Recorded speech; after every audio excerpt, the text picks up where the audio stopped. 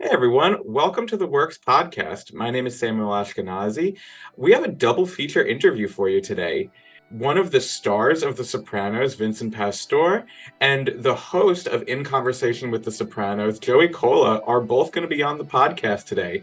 So stay tuned and check out both interviews. This is a Patreon exclusive. If you're local to Long Island, New York, and need movie recommendations, subscribe to the Long Islander newspaper where you can catch my movie reviews and theater write ups every week. We cover everything from local businesses, food and drinks, town events, and sports. Subscribe at longislandernews.com for only $35 a year. Today we have a Patreon exclusive interview with one of the stars from The Sopranos, Vincent Pastore. Known for playing the iconic role of Salvatore Big Pussy Bonpensiero, Vincent has a long, illustrious, and sprawling career as an actor, radio show host, and teacher. Vincent, welcome to the show. Obviously, we're here promoting In Conversation with The Sopranos. Right. You guys have been doing this for a couple years now, the In Conversation with The Sopranos. We actually started it, Sam, pre-COVID. And we went out to Australia. We're doing a lot of cities. We were supposed to go to Europe, and then COVID shut it down. And then after COVID, we started picking it up again. And recently, because of the writer's strike and the actor strike, we grabbed some extra shows.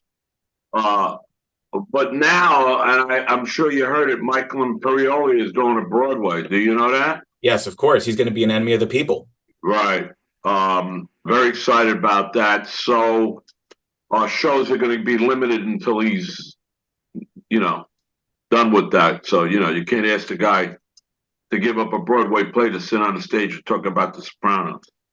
Of course. So, in other words, what you're saying is if you want to catch you guys in conversation, now's the time to do it. Yeah, we got two shows. We got December 10th at Huntington, Long Island. On December 10th, the Paramount Theater. And then we have still booked February 25th, Montclair, New Jersey. Those are still go. And then we'll see what happens with Michael. I mean, I hope the guy gets a Tony Award. I love him. I hope so too. Yeah. So when talking about In Conversation with The Sopranos and doing these tours, what's the event like, for people that are curious about going to it? Well, it's funny. It's a side of us that you would not expect to see. Because, it's almost like I don't want to say we break each other's chops. I don't want to say the other word.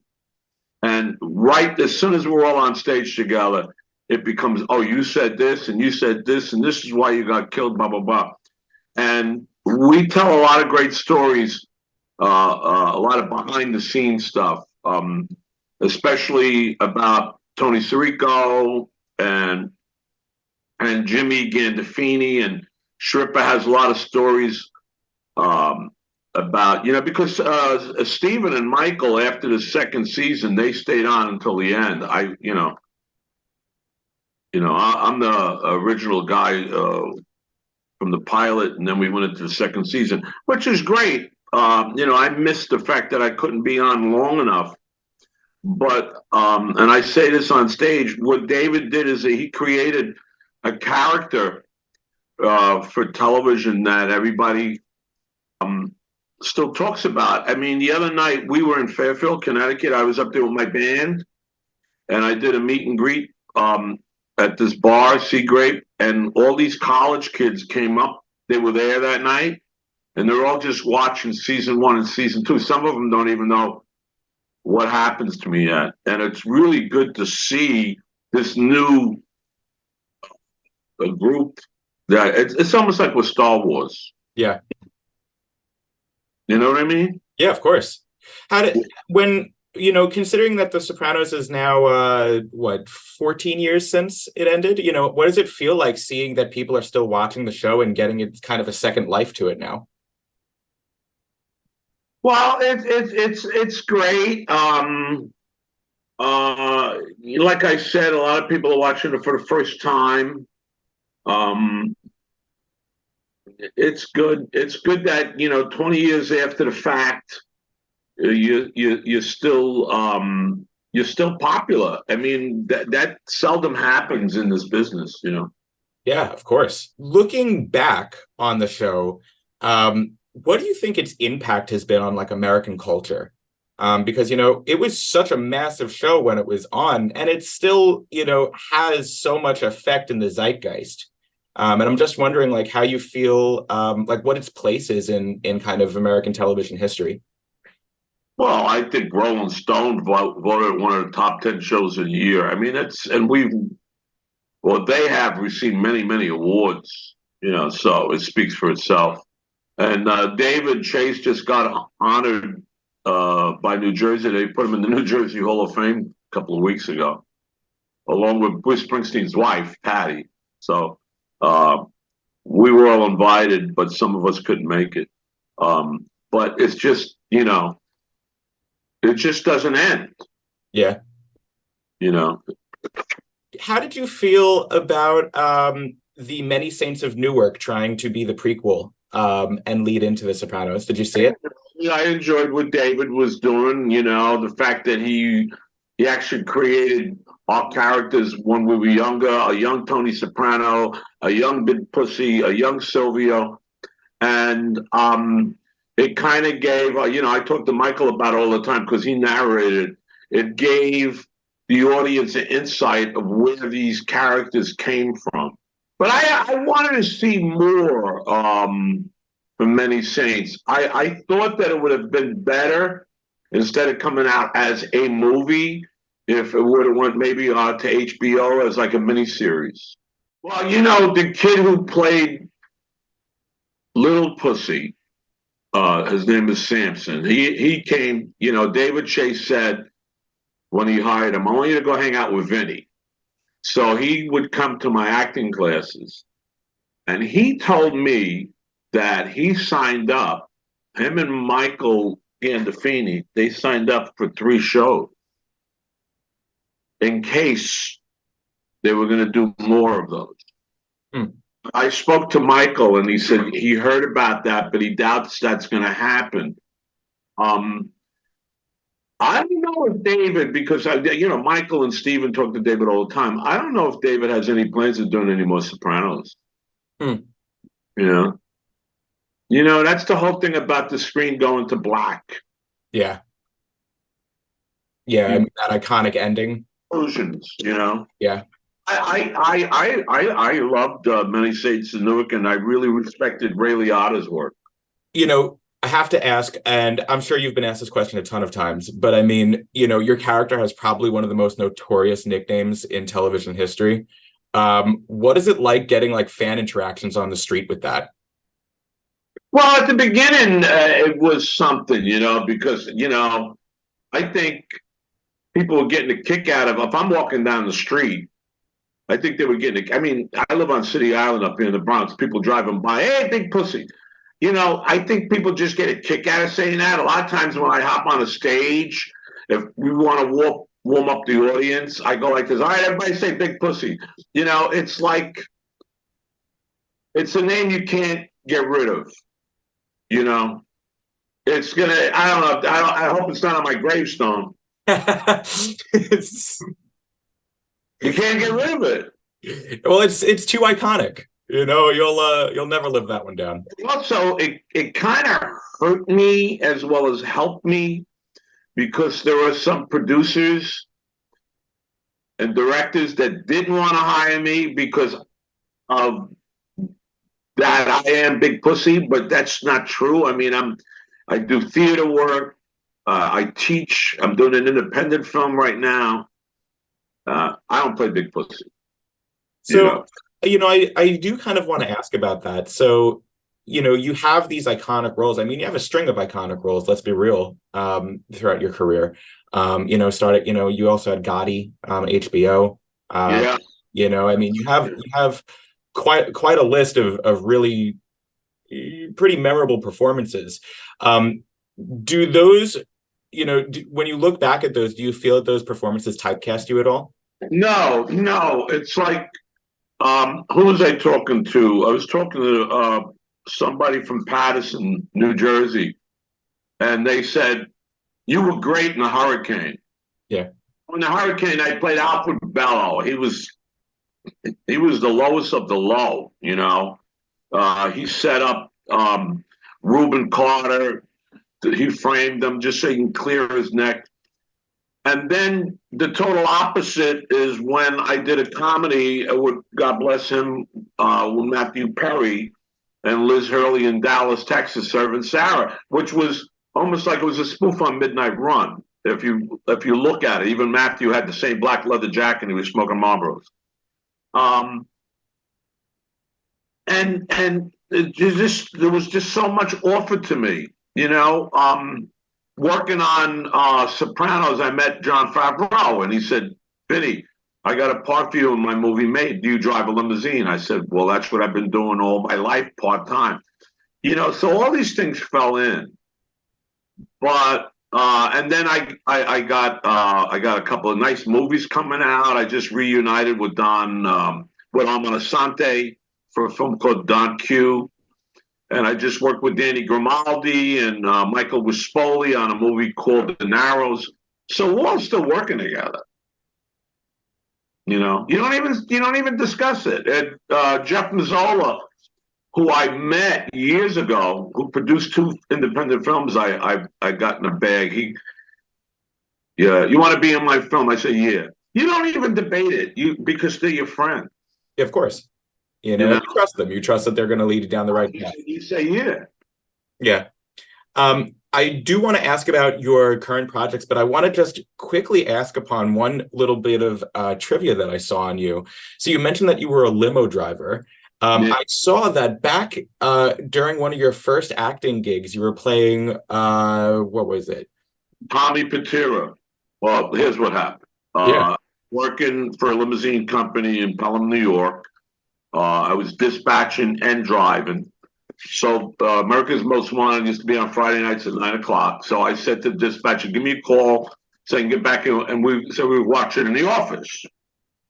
So I dropped off this lady at LaGuardia. I come back and we're watching America's Most Wanted in the office. And I don't know how she saw the show. She called up. Maybe she was watching it, I don't know, in the first class or something. I don't know. She called up and she said, "The guy who took me to the airport is a killer." They said, "No, he's an actor. He's sitting right here." They said, "No, he's a killer. I'm going to call up the FBI." I mean, take it as a compliment, right? She was very convinced by your performance. She was scared. She was afraid of me. Now, you said that you're reuniting with Armand Asante for a new project, you said? We did it already. It's called Don Q, and it's a spoof on Don Quixote. Very cool. So, what was it like reuniting with him and working with him again? Well, Armand called me up. I love Armand. We got very close when we did Gotti, and we did other projects after that. But Armand called me up, and he said, "I'm working with this guy, Claudio. We're going to do something in Little Italy, and we want you in it." And he talked to me about the role, and I said, "I don't know." I'm looking at the script, and I said, "There's a character called the actor." He said, "Yeah." I said, "I think we can have fun with that." So while Don Q, like I said, he's like Don Quixote. He's in his apartment, no air conditioning. He's watching this show on television. Vincent Pastore in his new show, Smash. And he's watching it, and he thinks I'm really Smash. He's delusional. So he goes to a restaurant, and I'm sitting there with Butchie the Hat, Lil Italy, and all of a sudden he's there, and he wants me to go on a hit with him. And I said, "I don't really do that." And it becomes something else. I mean, Arnold won Best Actor for the film festival. It becomes something else. It becomes very, and you know what happened with that? Armand and I are really great together with improvisation. So we really didn't have a script. That's very interesting. Yes, as different from Sopranos, Sam, we can never improvise. I was actually going to ask you about that. So I remember I read up on, your final leg of the audition process for Gotti. You kind of walked in and he made you just kind of get into character, right? No, no, no, no. It's a true story. I thought I had the role. Avi Kaufman, the casting agent, and um, I forget Robert's last name. He's going to be mad at me. The director, they hired me.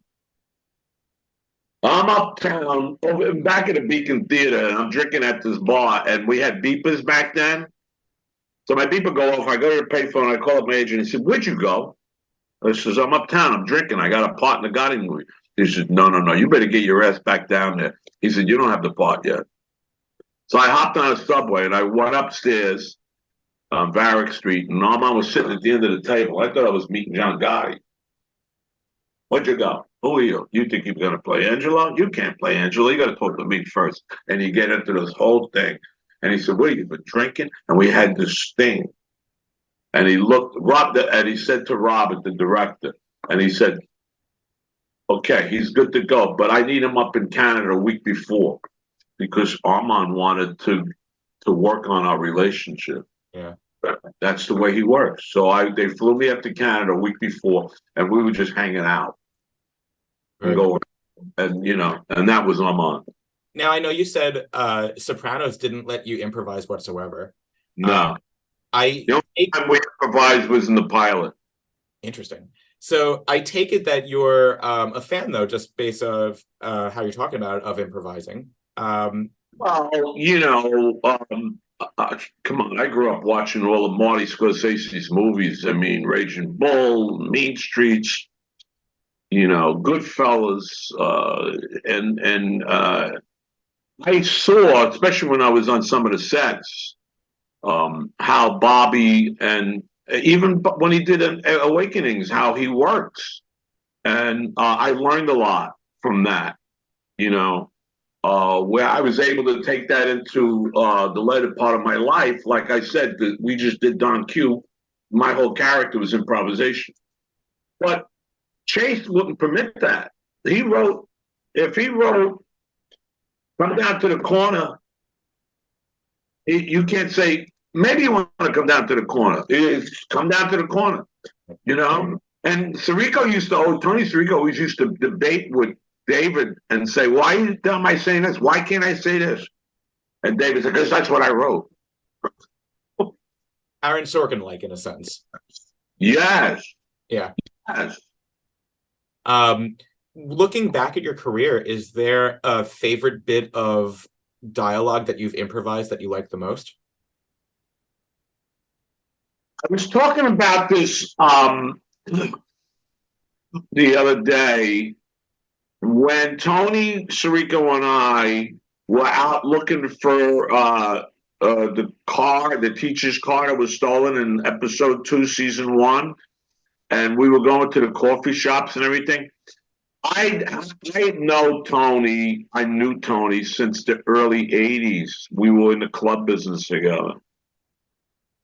And he just kept making me laugh when we were shooting that. And if you watch it, you see me laughing at him. Because he was saying, "They raped us, the Italians, blah, blah, blah." And like, you can't keep a straight face when you're working with this guy. I miss him. I love him so much. We were doing an off-Broadway play, and he was the boss, and Frank Vincent was the underboss, and I was like, the muscle. So we were doing it at the West Bank, and John Gallo, the director, said at the top of the play, "I want you doing push-ups to me." So I'm on stage and I'm doing push-ups. This is back in the 90s. And right in the middle of the play, Sirico looked at me and he says, "Well, yeah, stop with them goddamn push-ups. I can't remember my line."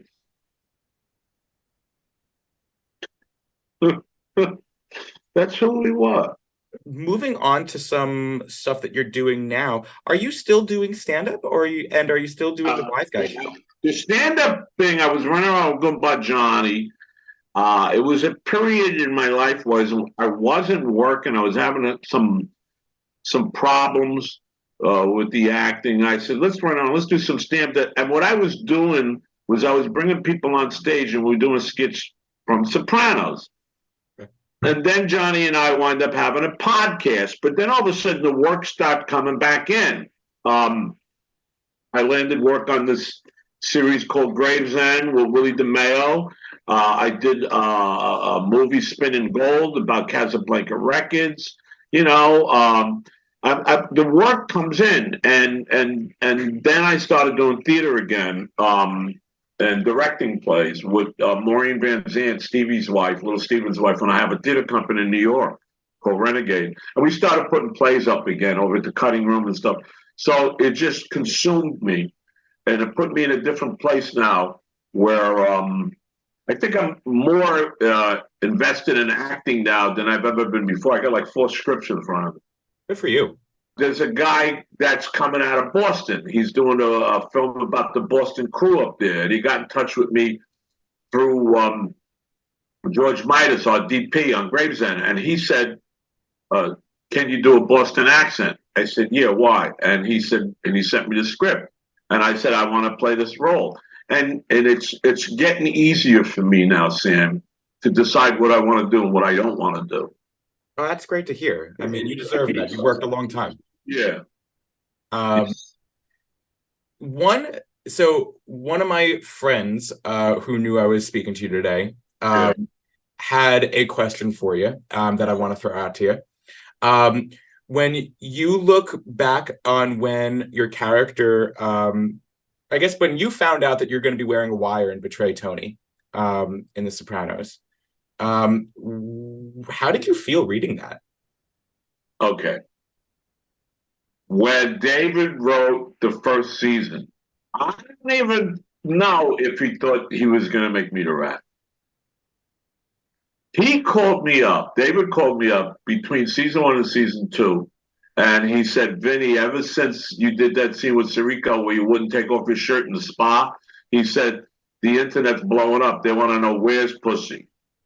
That's what he said. He said, "So here's the deal." And I'm on the phone with him talking. He said, "You're the rat. This is going to be your last season, but it's going to be a great season." And I almost said to him, "David, I thought I had a 7-year contract." But I didn't say that. I said, "All right, give me the football. I'll make a touchdown." And then, yeah, what are you going to do? Right. So once I got the script, whenever I got the script, I would go through it to see if I'm going to get killed, you know? And now we're in Italy, which was maybe episode 8 or something. I was over there with Tony Sirico and everything. They flew me over. And Sirico went up to David and said, "So you're really going to get rid of Vinny?" And David Chase said, "I'm not getting rid of Vinny. I'm getting rid of pussy. He's a rat. That's the last time I want you guys to ask me that question." You know? And then when David was on the podcast with Sherpa and Michael, he said it. I saw it. He said, "I regret getting rid of Vinny." Really? Oh, that's surprising because it's a really it's an iconic scene. When it all shit hits the fan. Um,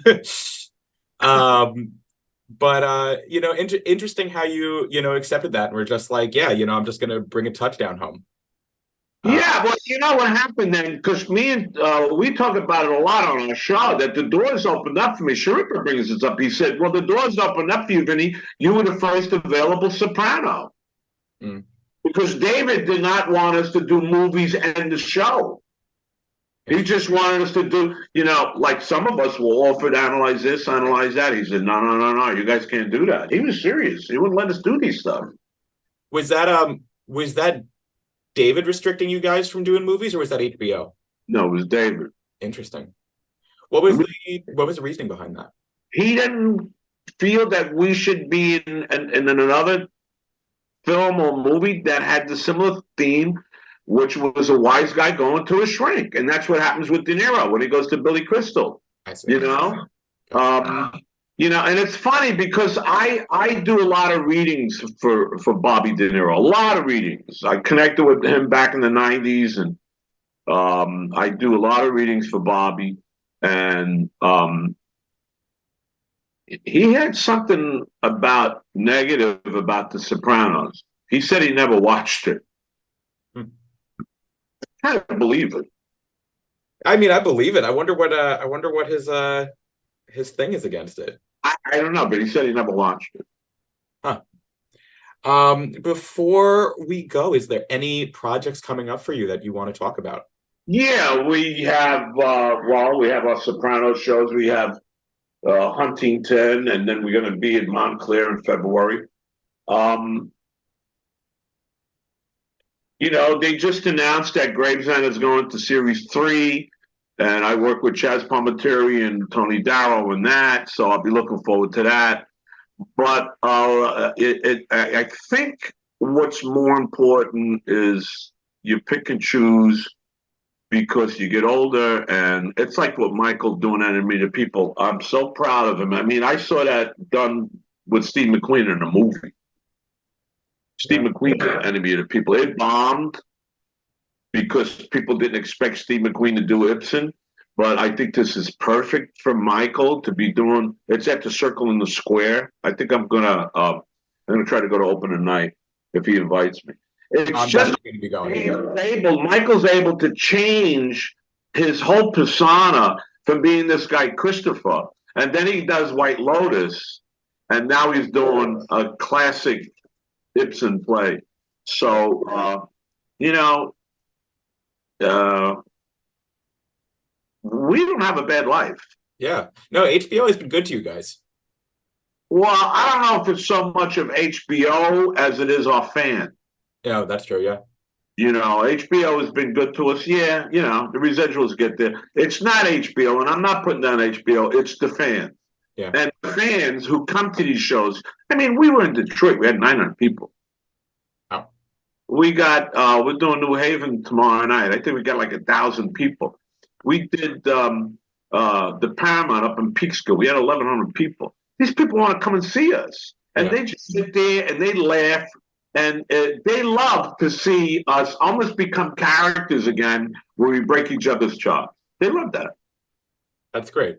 Like there's a question that Steven asks me all the time. He says, "Is it true that you got fired from The Sopranos because you're a pothead?" I said, "Why are you talking like that to me?" And then I said, "Well, it's legal now anyway." He said, "Nah," and we get into this whole thing about that, and it becomes funny. And then there's a couple of times when you see my image on screen, and he says, "We smoking pot then?" I said, "Will you stop talking?" And it becomes like this thing, you know. And we have fun, and we have we have Joey Kola, was the best comedians around. He's actually from Long Island.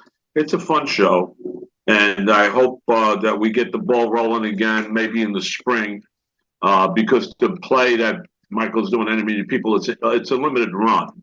Yeah. It's a 3-month run or something like that. So, are you going to come to one of the shows? I'd love to. Yeah, I think I'm definitely going to be at the Paramount on the 10th. And I'd also like to see Enemy of the People. I'm trying to get tickets to that as well, but I also need to save some money. I don't know if they went on sale yet, but Yeah, I'm gonna have to save some money up for that too. no, I think after these interviews, you deserve a comp. I wish. But yeah, I mean, definitely on the 10th I'll be there. Okay. So I'll see you then. This is nice that you did this. Good. We don't do meet and greets anymore.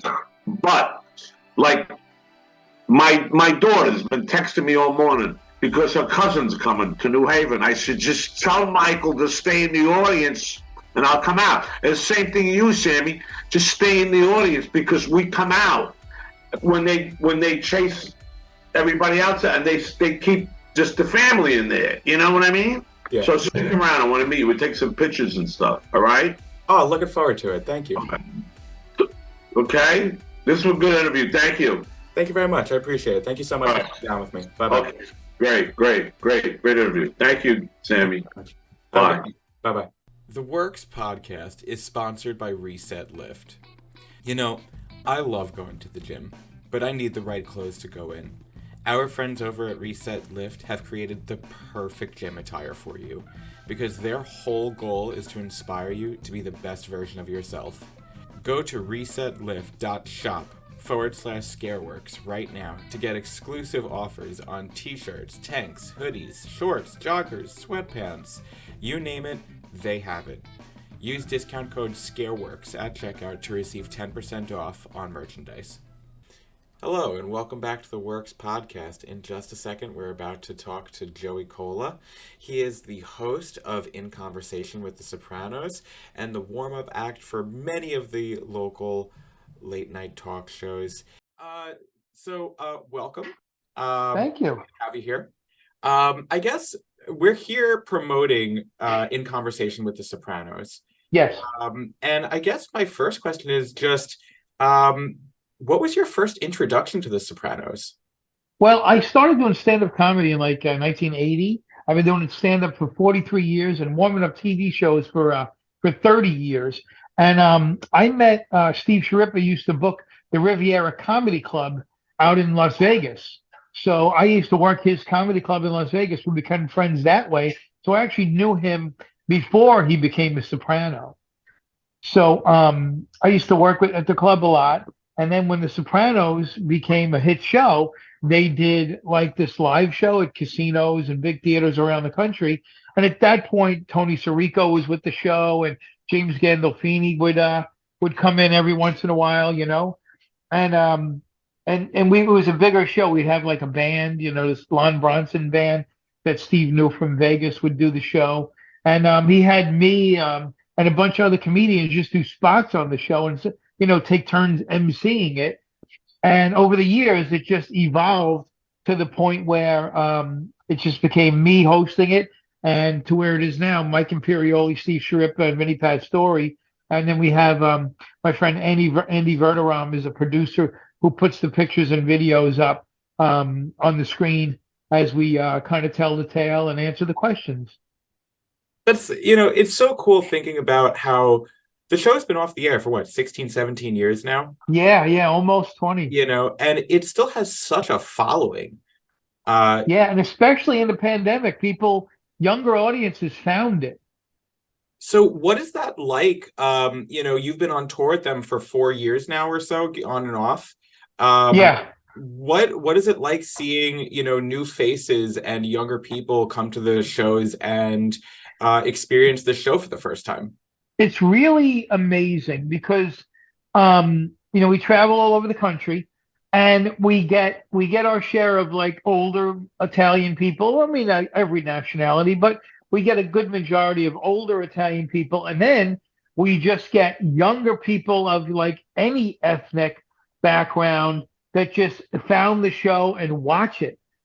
So we have young and old there, and we have fans of the podcast. They did. Oops, I got you. They did the podcast about about the show, and then they wrote a book about the podcast, Talking Sopranos. So we have people that are just that like just came on because of the podcast to see the live show. And we've been selling out, between 1,000 and 2,000 seats all over the country for about the past, I don't know, 6, 7 years, something like that. We were actually supposed to go to Europe. We had 17 shows booked in Europe, in England, Ireland, and Scotland. But because of the pandemic, we had to cancel those. England, Ireland, and Scotland too. It's amazing it has Yeah, that much reach. all over the world. They actually went to Australia without me because I was working with Rachel Ray at the time, and I had a contract and I couldn't get away. But they went to Australia without me. They did 6 shows, all sold out. Yeah, they're rock stars all over the country, and all over the world. So you were not part of the original cast of the show. So when you go on these In Conversation tours, what are you doing? Well, I come out, I do 15, 20 minutes of straight stand-up. First, I explain, like I do when I warm up TV shows, whether it's Rachel Ray or Drew or whatever. I'm like the rodeo clown, the butler, the ringmaster. I come out and I explain what's going to happen in the evening, how the show is going to flow, what we expect of the audience, what's going to take place, and I do about 15, 20 minutes of stand-up comedy. And then I introduce a videotape where we show all three of the Sopranos and their various clips, and then I introduce them one at a time. They come out and they answer about 13, 14 questions from the internet, that we get the most popular questions asked, and I moderate that. And then we turn the mic over to the audience, and we take about, anywhere from 20 to 30 questions from the audience about the show. And it's really amazing how the audience knows in detail about the actors and the scenes, and they all know about like the Pine Barren scene and the fight scenes and who got killed when, and they ask about what they think David Chase was thinking when he wrote this particular scene. We find out about when they found out they were getting killed off, and it's really an amazing in-depth look at the whole series. So I want to circle back for just a second. You do all this stand-up comedy, and on your website you have maybe my favorite stand-up comedian of all time giving you accolades, and that's George Carlin, Yeah, saying yeah. that you're one of the strongest comedians around. First off, like, how amazing and validating is it to hear that from someone like him? And what do you remember of George Carlin if you ever got to meet him? I I guess did you get did. to meet him a few times. It was amazing. At the time, I was with my manager was Jeff Sussman, who now manages Kevin James and Joe Rogan. And Jeff's a good friend. He's a Long Island guy, and he used to actually manage the East Side Comedy Club, which is like one of the original comedy clubs in the country on Long Island, is where it was in Huntington. And Jeff and I became friends, and he was my manager, and I was with William Morris at the time, and um, so back in the 80s and 90s, there was a lot of comedy television shows on, like Caroline's Comedy Hour, Evening at the Improv, and I did all of them. I did four Caroline's Comedy Hour, four Evening at the Improv. I did like all of those shows, and George saw me on one of the Caroline's Comedy Hours, and he took the time to find my manager, find Jeff, and leave a message to Jeff saying, I really like Joey. I like his style. He's very New York, and I'd like to meet him and tell him myself. Well, he gave us his address and his phone number, and we reached out, and him and I became friends for a few years. I'll never say that I wrote with him, but we had conversations that led to bits in his act and my act. So like he does a bit about praying to Joe Pesci, and I remember distinctly Yeah. talking about, because I'm a spiritual guy, and he's kind of like on the other end of that. So when we talked about God, he said, "Yeah, I pray to Joe Pesci," and because I did a Joe Pesci impression in my act at the time, make Joe Pesci making banana nut bread. Like, hey, you take the flour and put it in there, you take the eggs, you put it in there. So he got a kick out of that, and we talked about that, and that later became a bit in his act, him praying to Joe Pesci. But we talked about a lot of things. When he came to see me in Vegas, I was doing the Riviera Comedy Club for Sharippa, and he was doing Bally's, and he actually came over to see me, and then invited me and Pete Voros, my opening act from Connecticut, over to Bally's to go see him. So we saw him over there, and him and I became friends. And then one time, only once, briefly, when he was in New York, he gave me a call, and him and I actually went for a sandwich and a beer over on this little sandwich shop, which was over on Madison Avenue. And we sat down, had a sandwich, and we had a beer, and we talked for a little while. I know he had to go; he didn't have a lot of time, but we talked about comedy. We talked about being, aggressive. And actually, he gave me a really good point when he came to see me at the Riviera and do my set. He said to me, "Why did you take that punchline to the side of the audience? Why didn't you take that punchline straight out?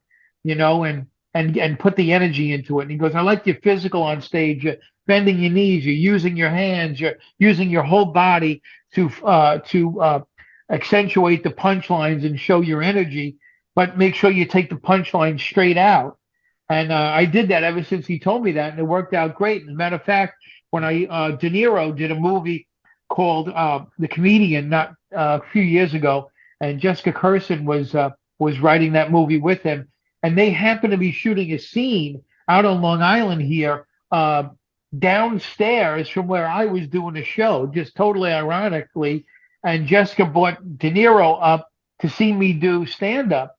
And De Niro said to me, why do you do this physical stuff? Why do you bend your knees? Why do you speak like that? Why do you, because De Niro was dissecting my performance. And I said, well, George Carlin told me to make sure I take the punchline straight out, do the setup and then take the punchline straight out to an audience. And he thought that was interesting that I kept that.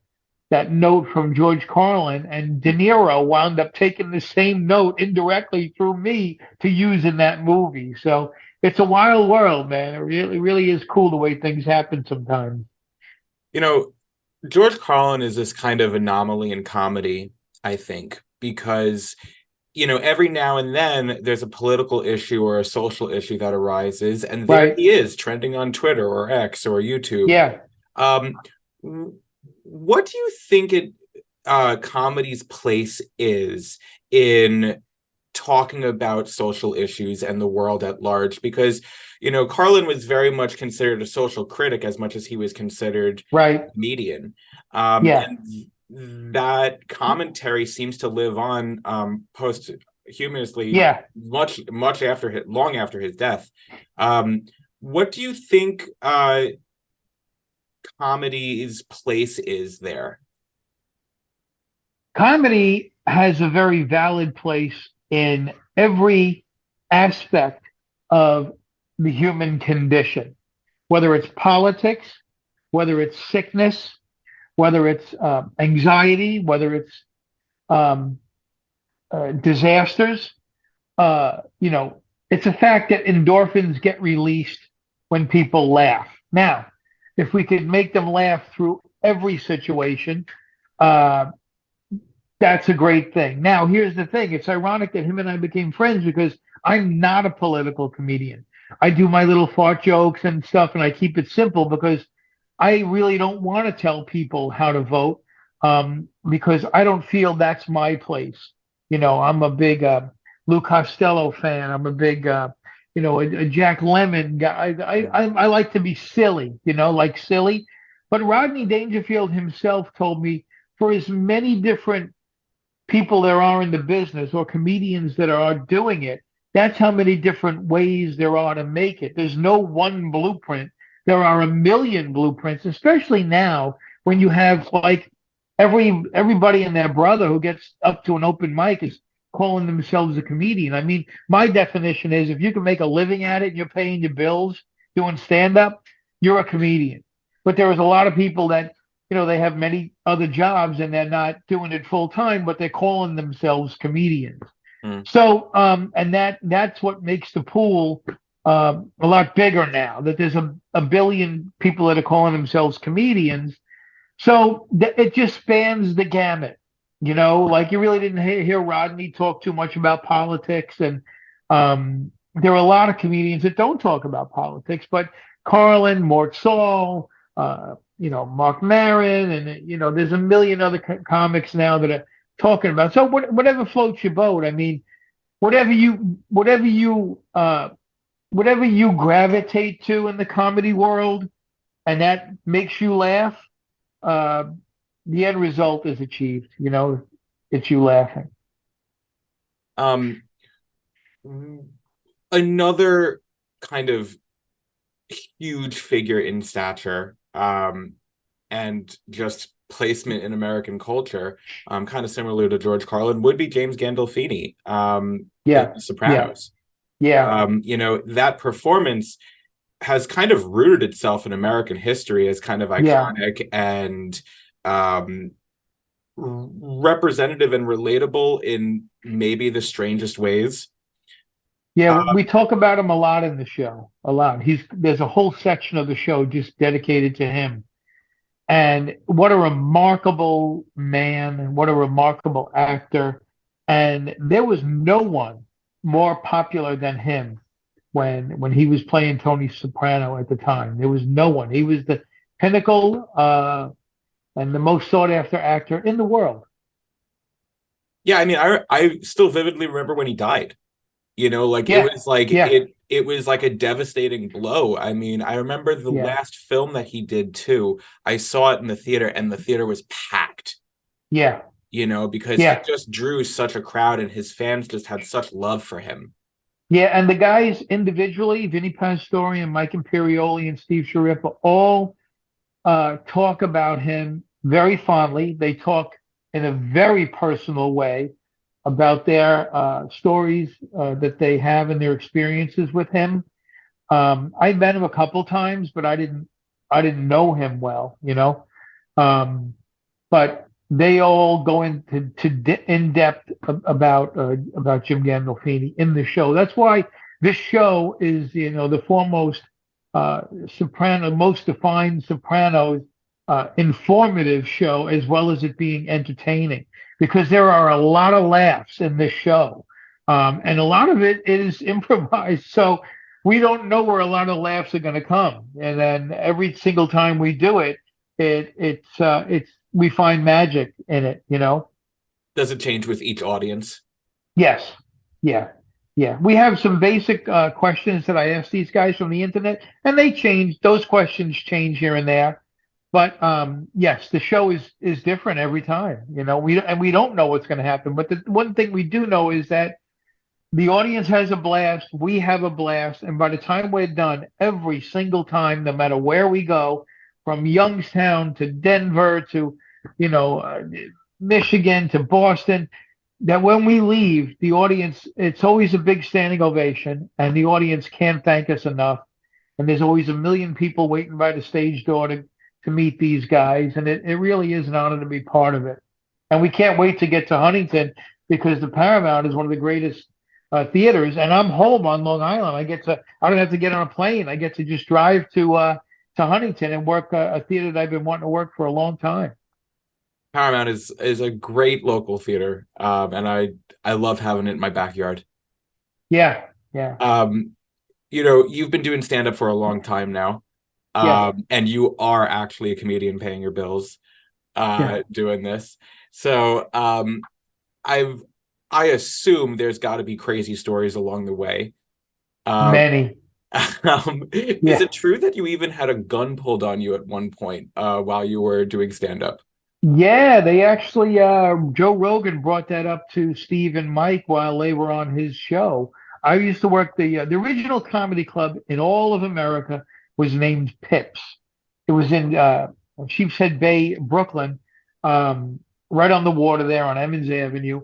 And it used to be a place called Folkways Cafe. It was like in the 60s and early 70s. It was like a little like a beatnik place where people would come and sing and do stand up. And Joan Rivers used to work there, and Rodney Dangerfield and Robert Klein, Steve Landisberg, Robert Guillaume, who played Benson, used to sing there.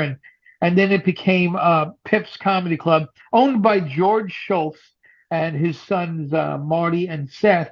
And George used to manage David Brenner. So it was, as well as working on Long Island, getting my start at little places here and there, I saw a documentary that Seth did about the comedy club, and it was on HBO about Pips. And I said, wow, I got to find this place and get over there and try to work there. Because Seinfeld worked it, like everybody worked it. So I got on the roster, and I started becoming the house MC for like 3 or 4 years. But it was in a very it was in like a mafia area of Brooklyn. And one day I'm on stage, and I just got to do 15 minutes. And as I'm on stage, there's two guys and this girl. And this guy there was the way the stage was is you were up high, and then there was a pit in front of you, and then it slowly graduated, went up, and there's a piano to your right. And these two guys and this girl were sitting in the pit, and no one could see his lap, and he pulled a gun, put it right on his lap. And as I'm doing my act, only I could hear him because he's right next to the stage in this pit. But I mean, can I use language on this show? Yeah, you're fine. Yeah, so as I'm doing my act, he's looking up at me, kind of going, "Yeah, fuck you. Yeah, you're not funny. Yeah, real funny, funny boy. Yeah, you're not funny. What are you gonna do?" And he's showing me the gun. He's like, it's on his lap. It was like a nickel-plated seven, it's 357 type Did of thing. did that And not I'm give you like, pause while you were on stage? I didn't. As much as I worked this club and I knew the owners and I knew the bouncers and everything. It was one of the first few times I worked the club. So I went on automatic pilot. I did my 15 minutes. I walked off stage and I said to Marty Schultz, the son, I said, Marty, there's a guy in the front with a gun. He goes, that's just Angelo. Don't worry about him. He's here all the time. He likes to mess with the comedians. I'm like, he's got a gun on his lap. Yeah. It really scared the hell out of me. But after a while, he would show up and he would do it to other comedians. So we got to know the guy, but I mean, we didn't become friendly with the guy. He didn't but he showed up every once in a while and had a pistol on his lap. So That's about as intense of a heckler as I could imagine getting. that's right. That's That's exactly right. that's, Yeah. that's pretty special. Um, Yeah. so as we come to the end of this short little interview, is there any other projects that you're looking to plug right now? Well, I currently work on the Drew Barrymore show, and I'm a regular at the brokerage and Governors in Levittown, the brokerage in Belmore, and McGuire's out in Bohemia. I do those often, so I will I know be both those places. I know Governors and yeah Wires. Yeah. yeah I'll be at the brokerage, the sister club on the South Shore in Belmore. I'll be there in March. I'll be there. So yeah, if anybody wants to come out and see me do 45 minutes or an hour of straight stand up.